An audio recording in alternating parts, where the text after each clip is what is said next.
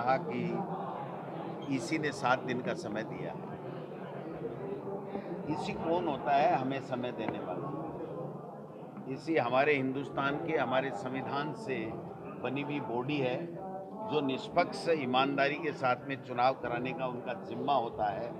निष्पक्ष voter list, सही voter list के साथ में ईमानदारी के साथ में चुनाव कराएं, ये उनकी ड्यूटी में आता है। वो अपनी ड्यूटी नहीं पूरी कर रहे हैं, इसलिए पूरी तरीके से वो एक्सपोज हो चुके हैं।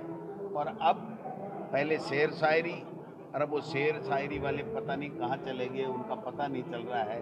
आपको मीडिया को कहीं पता चले तो बताना, उनसे पूछेंगे कि आपकी शेर शायरी झूठी थी, षड्यंत्र के तहत आपने इस तरीके से काम किया।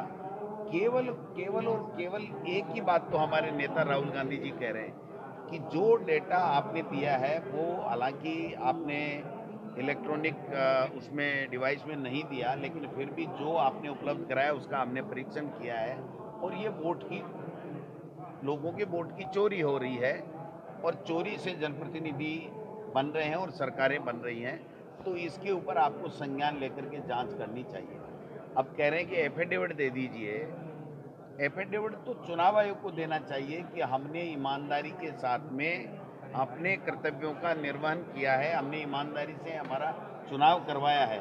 जब भारतीय जनता पार्टी के अनुराग ठाकुर जी ये कह रहे हैं कि इन इन जगह पर वोट चोरी हुआ है, तो उनसे तो कोई सवाल नहीं है, क्योंकि वो तो उनके प्रवक्ता हैं।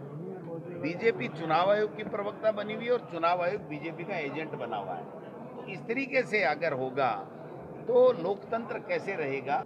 हम इनकी गीदड़ भभकियों से डरने वाले नहीं हैं। हमारे एक कहावत है कि ठठेरे की बिल्ली जो है वो कुड़के से नहीं डरती है। तो इस तरीके की गीदड़ भमकियों से राहुल गांधी को न डिगाया जा सकता है, न उसके पद से हटाया जा सकता है।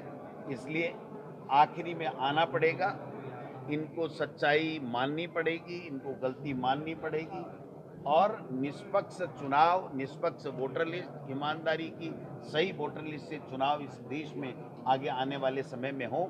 इसके लिए जो राहुल गांधी जी और खड़गे साहब कांग्रेस पार्टी और इंडिया गठबंधन लड़ाई लड़ रहा है, उसमें हम सब पूरे देश और प्रदेश के कार्यकर्ता कंधे से कंधे मिलाकर के उनको एक्सपोज करेंगे।